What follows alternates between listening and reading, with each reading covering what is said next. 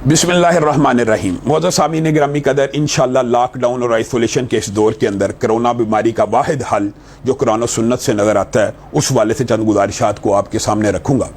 कबल इसके कि हम वो इलाज और हल आपके सामने पेश करें, मैं अपने उन तनकीद करने वाले साथियों और भाइयों को भी मुखातब होना चाहता हूँ जिन्होंने गुज़िश्ता रोज़ मेरी दुआ का चंद सेकंड का एक टुकड़ा उठाया और उसके ऊपर बेजा तनकीद की।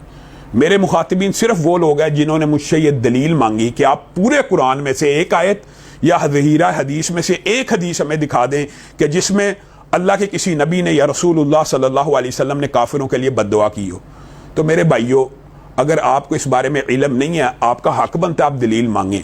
लेकिन जो दीन का तालिब इल्म चंद क्लासें भी पढ़ा हो या चंद असबाक ही पढ़ा, उसको पता है कि कुरान पाक के अंदर हजरत नूह की लंबी चौड़ी दुआ मौजूद है काफिरों के खिलाफ के रब्बी ला तदर अलल अर्दी मिनल काफिरीना दय्यारा इन्नका इन तदरहुम युदिल्लु इबादका। हजरत नूह ने तो ये तक कह दिया, अल्लाह ताला जमीन के ऊपर किसी काफिर को जिंदा ना बाकी रखना, अगर वो बाकी बचेगा तो उसके घर काफिर ही पैदा होगा। हजरत मूसा की दुआ भी कुरान पाक में मौजूद है, ऐसे काफिरों के खिलाफ कि अल्लाह ताला इनका माल, इनकी औलाद, इनकी जानें हलाक कर दे। ये दुआएं मौजूद हैं कुरान पाक में, दीन के तालिब इल्म जानते हैं। इसी तरह जिसने हदीस के अंदर से मुतालबा किया, नबी करीम सल्लल्लाहु अलैहि वसल्लम, बुखारी शरीफ की हदीस है, बेरे मऊना के ऊपर 70 सहाबा जब शहीद किए गए, नबी करीम सल्लल्लाहु अलैहि वसल्लम ने पूरा माह 30 दिन कनूते नाज़िला बद्दुआएं की उनके खिलाफ। और उसके अलावा उतबा, शैबा, रबिया नाम लेके भी नबी करीम सल्लल्लाहु अलैहि वसल्लम ने काफिरों के खिलाफ बद्दुआ की। तो गोया जो काफिर मुसलमानों को अज़ियत तकलीफ पहुंचाए उनके खिलाफ बद्दुआ करना यह कुरान और सुन्नत से साबित है।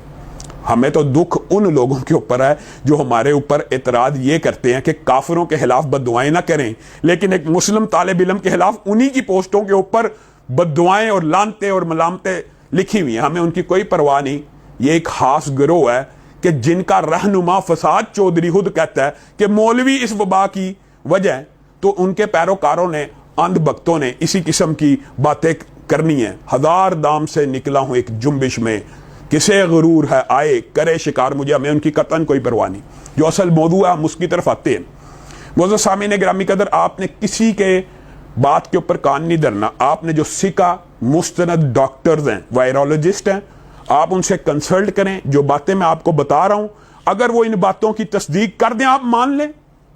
अल्हम्दुलिल्लाह तमाम वायरोलॉजिस्ट से, डॉक्टर्स से, सीनियर तरीन डॉक्टर से रब्ता करके मैंने अपने चंद सवालात उनके सामने रखे। उनके जो जवाबात हैं उसका खुलासा मैं आपके सामने रखता हूँ। ये जो आइसोलेशन है, ये जो लॉकडाउन है, ये इसलिए किया जा रहा है ताकि बीमारी फैलने की शरह कम हो। आइसोलेशन असल हल नहीं है। आइसोलेशन इसलिए की जा रही है कि एकदम बहुत ज़्यादा अफराद बीमार होकर हॉस्पिटल्स में ना पहुँच जाए, वेंटिलेटर्स की शॉर्टेज ना हो जाए। इसलिए इस बात के ऊपर तो हमारा इत्तफाक है। लेकिन आप उनसे अगला सवाल ये करें कि 18 दिन बाद, 14 दिन बाद, 21 दिन बाद, 28 दिन बाद एक सेहतमंद बंदा लॉकडाउन के अंदर आइसोलेशन गुजार के बाहर निकलता है तो क्या वो वायरस प्रूफ हो जाता है? क्या उसको दोबारा से, मैं सेहतमंद बंदे की बात कर रहा हूं, बाहर निकलता है उसको वायरस नहीं लगेगा? उसको भी लग सकता है। तो क्या दोबारा ये चेन नहीं बन सकती? बन सकती है। तो इसका असल हल और इलाज क्या है? जितने भी वायरोलॉजिस्ट हैं, आपको पता है वायरल जितनी भी डिजीज़ होती हैं उनके लिए वैक्सीन इजाद करनी पड़ती है। वैक्सीन से मुराद भी ये है, जो साइंस के तालिब इल्म है वो अच्छी तरह जानते हैं कि एक निहायत ज़ईफ़ मुर्दा वायरस उसी नस्ल का, कबील का डाल दिया जाता है, जिसको डाला जाए तो इंसान की जो बॉडी होती है उसका दिफाई और मुदाफ़ती निज़ाम उसके फुटप्रिंट या फोटोस्टेट, आप समझ लें आम फैन मानों में, ले लेता है। उसके खिलाफ जिस्म खुद बहुत मुतहरक हो जाता है। गोया वायरल डिजीज़ के अंदर वाहिद हल इंसान का ज़ाती दिफाई निज़ाम है, इंसान का ज़ाती मुदाफ़ती निज़ाम है। अब बताइए, ये दिफाई निज़ाम डॉक्टरों ने हमें अता किया कि अल्लाह मालिकुल मुल्क ने अता किया है। तो आपने इस आइसोलेशन को, इस पीरियड को ज़ाया नहीं करना। इस लॉकडाउन को ज़ाया मत करें। अपना मुदाफ़ती निज़ाम इसको बूस्ट अप करने की कोशिश करें, इसको बढ़ाइए। और हमें पता है कि ये कैसे बूस्ट अप होता है। आपके सामने पहले भी वज़ाइफ रखे, पहले भी खुराकें रखी, आपने इनका लज़ूम पकड़ना लाजिम। ये जितने दिन आप आइसोलेशन के अंदर हैं, जो सेहतमंद हैं वो भी और जो बीमार हैं वो भी, उन्होंने अपने इस दिफाई निज़ाम को कैसे बूस्ट करना है, उस अल्लाह रब्बुल इज़्ज़त की मदद के साथ, उसकी मर्जी के साथ, उसके दीन की हमायत और नुसरत करके आपने इस दिफाई निज़ाम को इतना मुतहर्रक और मजबूत कर देना है कि अगर आप बाहर निकलें। अच्छा, ये जो भीड़ भाड़ के अंदर ना जाने का फ़लसफ़ा है ना, ये भी इसीलिए है کہ وائرل جو لوڈ ہے یہ فل لوڈ نہ انسان کے اوپر اٹیک کرے تو انسان کو زیادہ نقصان ہوگا. اور یہ جو وینٹیلیٹرز ہوتے ہیں نا, یہ کوئی معاذ اللہ جادو کی مشین نہیں ہے.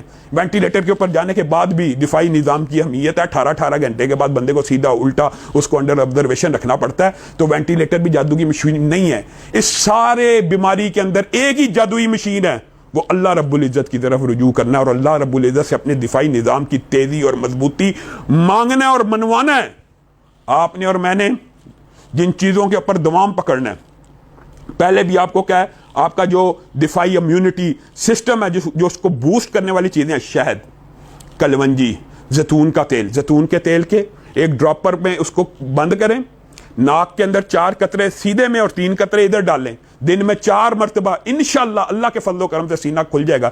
قسط ہندی کا بھی ذکر موجود ہے. یہ تو کھانے پینے کے اندر. اور ایک بہت بڑے حکیم نے اس کا علاج یہ بھی لکھا ہے کہ 7 اجوائن اور 7 پودینہ ان کو آپس میں آپ نے مکس کرنا, یہ ڈراپرز بن جائیں گے, اس کو بھی ناک میں ڈال لیں. یہ آپ تمام چیزیں کریں اپنی امیونٹی کو بوسٹ کرنے کی. آئسولیشن کا وقت اللہ کے لیے ضائع مت کریں.